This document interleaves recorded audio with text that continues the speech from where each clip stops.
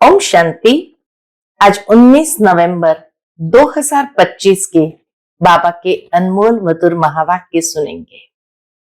आज की बाबा की मुरली में बाबा हम बच्चों को विशेष यही प्रेरणा देते हैं कि बच्चे, आत्मा पर बहुत जंग चढ़ी है और इस जंग को उतारना है।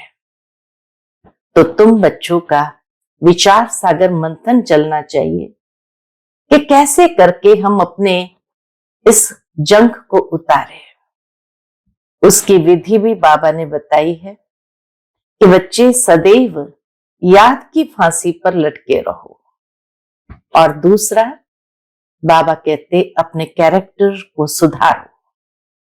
जिस प्रकार देवताओं के दैवी कैरेक्टर होने कारण वहां जंग नहीं लगती है, आत्मा शुद्ध सोना होती है, ठीक इसी तरह यहां भी जब हम अपने कैरेक्टर को दैवी बनाते हैं तो आत्मा पर से जंग उतरती जाती है और आत्मा शुद्ध सोना बन जाती है। तो सुनते हैं आज के बाबा के अनमोल मधुर महावाक्य। ओम शांति। मीठे बच्चे, तुम्हें सदैव याद की फांसी पर चढ़े रहना है। याद से ही आत्मा सच्चा सोना बनेगी। आज की मुरली से प्रश्न है, कौन सा बल क्रिमिनल आंखों को फौरन ही बदल देता है? उत्तर है, ज्ञान के तीसरे नेत्र का बल जब आत्मा में आ जाता है तो क्रिमिनलपन समाप्त हो जाता है। बाप की श्रीमत है, बच्चे तुम सब आपस में भाई भाई हो, भाई बहन हो। तुम्हारी आंखें कभी भी क्रिमिनल हो नहीं सकती। तुम सदैव याद की मस्ती में रहो। बाबा कहे, तुम सदैव याद की मस्ती में रहो। वाह तकदीर वाह। बाबा कहते हैं, अपनी तकदीर को देखते हुए महिमा के गीत गाते रहो। वाह तकदीर वाह। हमें भगवान पढ़ाते हैं। ऐसे विचार करो तो मस्ती चढ़ी रहेगी। ओम शांति। मीठे मीठे रूहानी बच्चों प्रति रूहानी बाप समझा रहे हैं। बच्चे जानते हैं कि रूहानी बाप जो भी आत्मा ही है, शिव बाबा भी आत्मा ही है, वह परफेक्ट है। उसमें कोई भी जंग यानी कट नहीं लगा हुआ है। शिव बाबा कहेंगे, मेरे में जंग है? बिल्कुल नहीं। शिव बाबा में बिल्कुल जंग नहीं है। इस दादा में तो पूरी जंग थी। शिव बाबा कहते हैं, इस दादा में तो पूरी जंग थी। इसमें बाप ने प्रवेश किया तो मदद भी मिलती है। ब्रह्मा बाबा में जब शिव बाबा ने प्रवेश किया तो बाबा कहते उसे मदद भी मिलती है। मूल बात है, 5 विकारों के कारण आत्मा पर कट चढ़ने से इम्प्योर हो गई है। मूल बात बाबा बताते कि आत्मा पर जंग क्यों लगी, क्योंकि 5 विकारों के कारण आत्मा पर कट चढ़ गई। तो जितना जितना बाप को याद करेंगे, कट उतरती जाएगी। भक्ति मार्ग की कथाएं तो जन्म जन्मांतर सुनते आए हो। यह तो बात ही निराली है। तुमको अब ज्ञान सागर से ज्ञान मिल रहा है। तुम्हारी बुद्धि में एम ऑब्जेक्ट है और कोई भी सत्संग आदि में एम ऑब्जेक्ट नहीं है। ईश्वर सर्वव्यापी कह मेरी ग्लानि करते रहते हैं। बाबा कहते हैं, और सत्संगों में मनुष्य जाते हैं लेकिन एम ऑब्जेक्ट नहीं है। ईश्वर सर्वव्यापी कह ग्लानि करते रहते हैं ड्रामा प्लान अनुसार। मनुष्य यह भी नहीं समझते कि ये ड्रामा है। इसमें क्रिएटर डायरेक्टर भी ड्रामा के वश है। महत्वपूर्ण बात यह है कि इस ड्रामा के अंदर क्रिएटर डायरेक्टर का भी पार्ट है, वह भी ड्रामा के वश है। वह सर्वशक्तिमान गाया जाता है, परंतु तुम जानते हो वह भी ड्रामा के पट्टे पर चल रहे हैं। शिव बाबा सर्वशक्तिमान होते हुए भी ड्रामा के पट्टे पर चल रहे हैं। बाबा जो खुद आकर बच्चों को समझाते हैं, कहते हैं मेरी आत्मा में अविनाशी पाठ नूंदा हुआ है, उस अनुसार पढ़ाता हूं। शिव बाबा भी ड्रामा के वश है। कैसे? जो उनको भी पट्टे पर चलना पड़ता है, तो बाबा कहते हैं मेरे में जो पाठ नूंदा हुआ है उस अनुसार ही आकर के बाबा पढ़ाते हैं। जो कुछ समझाता हूं ड्रामा में नूंद है। अभी तुमको इस पुरुषोत्तम संगम युग पर पुरुषोत्तम बनना है। भगवान वाच है ना। बाप कहते हैं तुम बच्चों को पुरुषार्थ कर ये लक्ष्मी नारायण बनना है। ऐसा और कोई मनुष्य कह न सके कि तुमको विश्व का मालिक बनना है। तुम जानते हो हम आए ही है विश्व का मालिक नर से नारायण बनने। बाबा कहते यह भी तुम जानते हो हम आए ही है बाबा के पास, इसलिए विश्व का मालिक नर से नारायण बनने। भक्ति मार्ग में तो जन्म जन्मांतर कथाएं सुनते आते हैं। समझ कुछ भी नहीं थी, अभी समझते हो। बरोबर इन लक्ष्मी नारायण का राज्य स्वर्ग में था, अब नहीं है। त्रिमूर्ति के लिए भी बच्चों को समझाया है। ब्रह्मा द्वारा आदि सनातन देवी देवता धर्म की स्थापना होती है। सतयुग में यह एक धर्म था और कोई धर्म नहीं थे। अभी वह धर्म नहीं है, आदि सनातन देवी देवता धर्म नहीं है, फिर से स्थापना हो रही है। उसी धर्म की फिर से स्थापना हो रही है। बाप कहते हैं मैं कल्प कल्प कल्प के संगम युग पर आकर तुम बच्चों को पढ़ाता हूं। ये पाठशाला है ना, यहां बच्चों को कैरेक्टर भी सुधारना है, 5 विकारों को निकालना है। तुम ही देवताओं के आगे जाकर गाते थे। क्या गाते थे? आप सर्वगुण संपन्न, हम पापी है। भारतवासी ही देवता थे। सतयुग में ये लक्ष्मी नारायण पूज्य थे, फिर कलयुग में पुजारी बने, अब फिर पूज्य बन रहे हैं। पूज्य सतो प्रधान आत्माएं थी, उनके शरीर भी सतो प्रधान थे। जैसी आत्मा वैसे जेवर। सोने में खाद मिलाई जाती है तो उनका भाव कितना कम हो जाता है, सोने का दाम कम हो जाता है। तुम्हारा भी भाव बहुत ऊंचा था, अभी कितना कम भाव हो गया है। तुम पूज्य थे, अब पुजारी बने हो।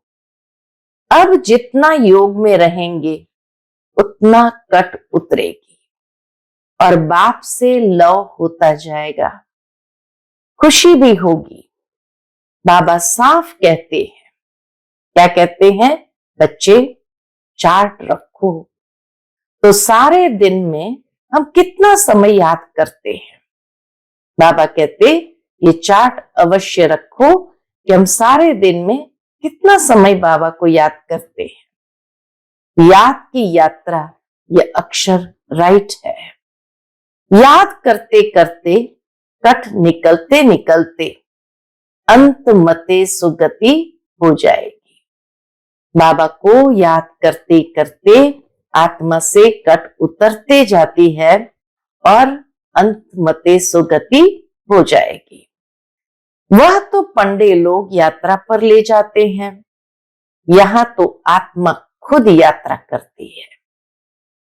हम अपने आप यात्रा पर जाते हैं, वह भी बैठे बैठे बाबा की याद की यात्रा है। अपने परम धाम जाना है, क्योंकि ड्रामा का चक्र अपूरा होता है। यह भी तुम जानते हो कि यह बहुत गंदी दुनिया है। परमात्मा को तो कोई भी नहीं जानते, न जानेंगे, इसीलिए कहा जाता है विनाश काले विपरीत बुद्धि। बाबा कहते जब ईश्वर को जानते ही नहीं, इसीलिए कहा जाता विनाश काले विपरीत बुद्धि। उन्हों के लिए तो यह नरक ही स्वर्ग के समान है। बाबा कहते विपरीत बुद्धि वालों के लिए तो ये नरक ही स्वर्ग के समान है। क्यों? क्योंकि असली स्वर्ग को तो उन्होंने देखा ही नहीं है। उन्हों की बुद्धि में ये बातें बैठ न सके। तुम बच्चों को यह सब विचार सागर मंथन करने के लिए बहुत एकांत चाहिए। यहां तो एकांत बहुत अच्छी है, इसलिए मधुबन की महिमा है। बाबा कहते मधुबन में आते हैं तो यहां बहुत अच्छी एकांत मिल जाती, इसलिए मधुबन की महिमा है। बच्चों को बहुत खुशी होनी चाहिए। हम जीव आत्माओं को परमात्मा पढ़ा रहे हैं। कल्प पहले भी ऐसे ही पढ़ाया था। श्री कृष्ण की बात नहीं है, वह तो छोटा बच्चा था।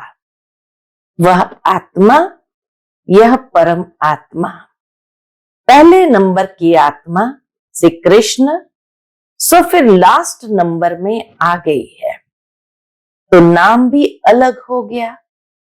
बहुत जन्म के अंत के जन्म में नाम तो और होगा ना। कहते हैं यह तो दादा लेखराज है, यह है ही बहुत जन्म के अंत का जन्म। बाप कहते हैं मैं इसमें प्रवेश कर तुमको राजयोग सिखला रहा हूं। बाप किसी में तो आएंगे ना। बाबा कहते हैं कोई ना कोई तन तो बाबा को चाहिए ना, क्योंकि निराकार को अपना तन तो है नहीं। बाप किसमें तो आएंगे ना, शास्त्रों में ये बातें है नहीं। बाप तुम बच्चों को पढ़ाते हैं, तुम ही पढ़ते हो, फिर सतयुग में ये ज्ञान होगा नहीं। वहां है प्रारब्ध। बाप संगम पर आकर ये नॉलेज सुनाते हैं, फिर तुम पद पा लेते हो। ये टाइम ही है बेहद के बाप से बेहद के वर्षे पाने का। संगम का यह समय है बेहद के बाप से बेहद का वर्षा पाने का। इसलिए बच्चों को गफलत नहीं करनी चाहिए। अटेंशन के बच्चों को गफलत नहीं करनी चाहिए। माया गफलत बहुत कराती है, फिर समझा जाता है इनकी तकदीर में नहीं है। बाप तो तदबीर कराते हैं, तदबीर में यानी पुरुषार्थ, तो बाप तो तदबीर कराते हैं। तकदीर में कितना फर्क पड़ जाता है, कोई पास कोई नापास हो जाते हैं। पढ़ाते बाबा एक समान है, पुरुषार्थ भी कराते हैं, लेकिन फिर भी तकदीर में बहुत फर्क पड़ जाता, क्योंकि कोई पास कोई नापास हो जाते हैं। डबल सिर ताज बनने के लिए पुरुषार्थ करना पड़े। बाप कहते हैं गृहस्थ व्यवहार में भल रहो। लौकिक बाप का कर्जा भी बच्चों को उतारना है। देखो बाबा कितना प्रैक्टिकल बच्चों को बनाते हैं कि ये नहीं ज्ञान योग माना व्यवहारिकता को समाप्त कर देना है। बाबा कहते लौकिक बाप का जो कर्जा है वह भी बच्चों को उतारना है, लॉफुल चलना है। यहां तो सब है बेकायदे। तुम जानते हो, हम ही इतने उच्च पवित्र थे, फिर गिरते आए हैं, अब फिर पवित्र बनना है। प्रजापिता ब्रह्मा के बच्चे सब बीके हो तो क्रिमिनल दृष्टि हो न सके, क्योंकि तुम भाई बहन ठहरे ना। ये बाप युक्ति बताते हैं, पवित्र बनने की युक्ति बताते हैं। तुम सब बाबा बाबा कहते रहते हो तो भाई बहन हो गए। भगवान को सब बाबा बाबा कहते हैं ना। भोलेनाथ बाबा कहेंगे, दुनिया में भी शिव बाबा को भोलेनाथ बाबा कहते हैं, तो बाबा कहते हैं भगवान को सब बाबा कहते हैं ना। आत्माएं कहती है हम शिव बाबा के बच्चे हैं। फिर शरीर में है तो भाई बहन ठहरे, फिर हमारी क्रिमिनल आय क्यों जाए। तुम बड़ी बड़ी सभा में ये समझा सकते हो, तुम सब भाई भाई हो। फिर प्रजापिता ब्रह्मा द्वारा रचना रची गई तो भाई बहन हो गए और कोई संबंध नहीं। हम सब एक बाप के बच्चे हैं। एक बाप के बच्चे फिर विकार में कैसे जा सकते हैं। भाई भाई भी है तो भाई बहन भी है। बाप ने समझाया है, यह आंखें बहुत धोखा देने वाली है। आंखें ही अच्छी चीज देखती है तो दिल होती है। अगर आंखें देखेंगी नहीं तो तृष्णा भी नहीं उठेगी, पाने की चाहना भी नहीं उठेगी। इन क्रिमिनल आंखों को बदलना पड़ता है। भाई बहन विकार में तो जा नहीं सकते, वह दृष्टि निकल जानी चाहिए। बाबा कहते वह दृष्टि ही निकल जानी चाहिए। ज्ञान के तीसरे नेत्र का बल चाहिए। विकारी दृष्टि निकल जाए, उसके लिए ज्ञान के तीसरे नेत्र का बल चाहिए। आधा कल्प इन आंखों से काम किया है। अब बाप कहते हैं ये सारी कट निकले कैसे। हम आत्मा जो पवित्र थी उसमें कट लगी है।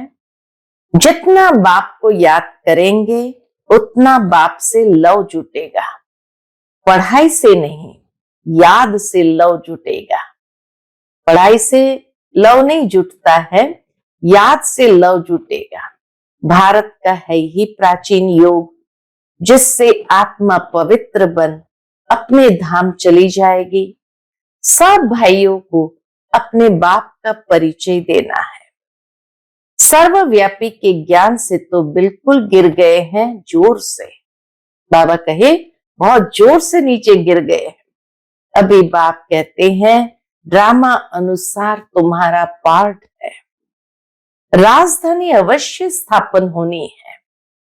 जितना कल्प पहले पुरुषार्थ किया है उतना ही वह करेंगे जरूर।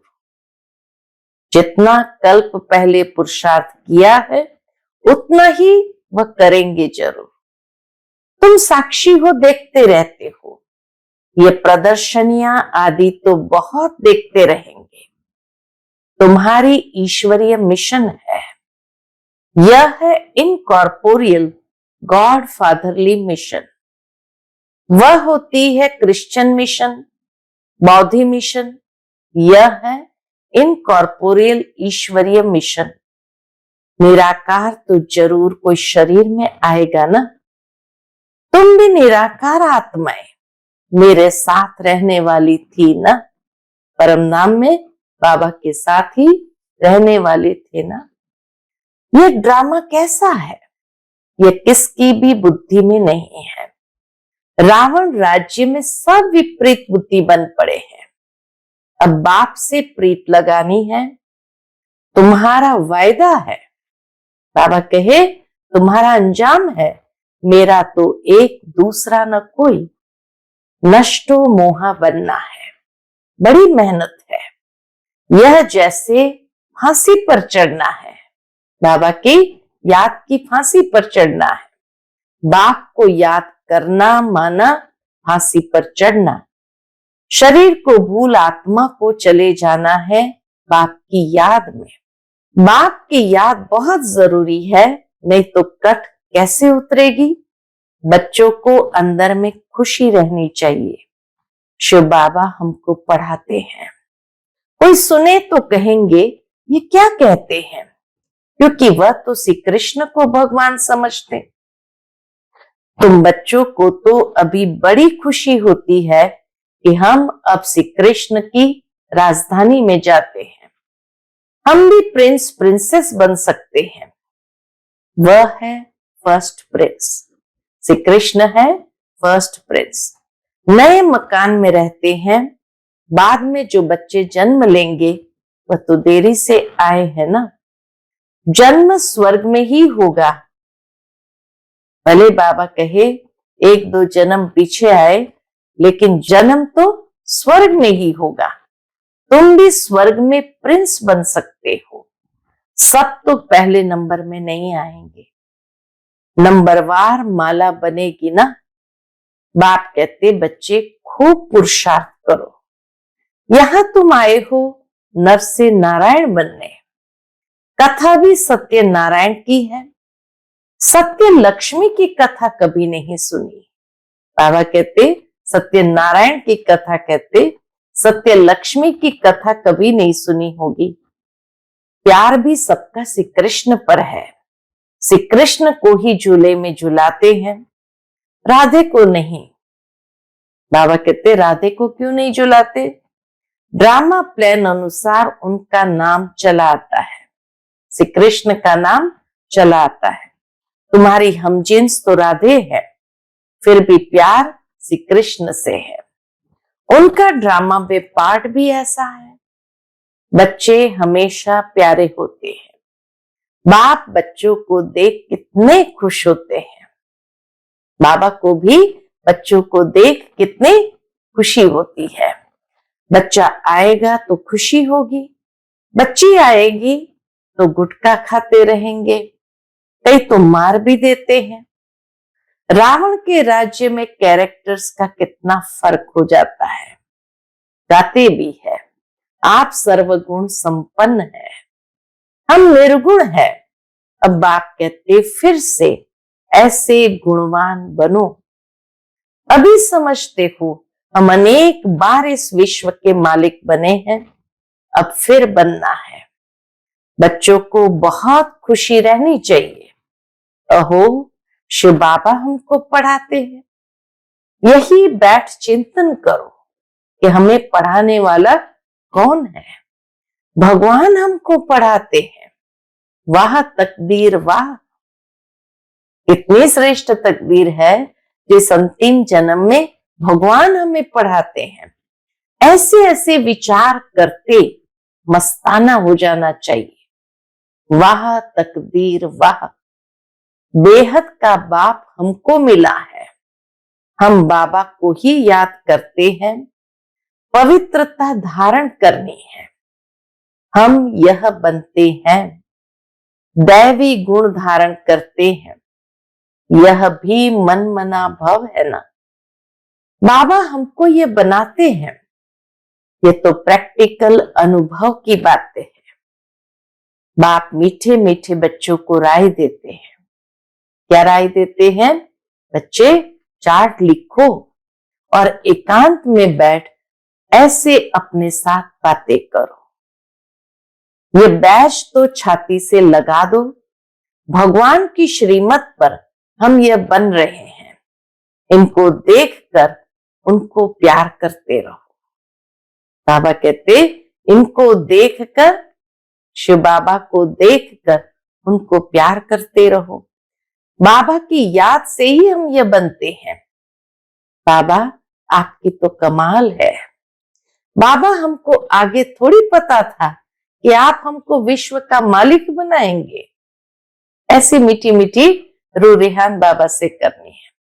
नौधा भक्ति में दर्शन के लिए गला काटने प्राण त्यागने लग पड़ते हैं, तब दर्शन होता है। ऐसे ऐसे की ही भक्त माला बनी हुई है। भक्तों का मान भी है। कलयुग में भगत तो जैसे बादशाह है। अभी तुम बच्चों की बेहद के बाप से प्रीत है। एक बाप के सिवाय और कोई याद न रहे। एकदम लाइन क्लियर होनी चाहिए। अब हमारे 84 जन्म पूरे हुए। अब हम बाप के फरमान पर पूरा चलेंगे। काम महाशत्रु है, उनसे हार नहीं खानी है। हार खाकर फिर पश्चाताप कर क्या करेंगे। एकदम हड्डी हड्डी टूट जाती है। बहुत कड़ी सजा मिल जाती है। कट उतरने बदले और ही जोर से चढ़ जाती है। अगर विकारों के वशीभूत हुए तो बाबा कहे कट उतरने के बदले और ही जोर से चढ़ जाती है। योग लगेगा नहीं। याद में रहना बड़ी मेहनत है। बहुत गप भी मारते हैं। क्या गप मारते हैं? हम तो बाप की याद में रहते हैं। बाबा जानते हैं रह नहीं सकते।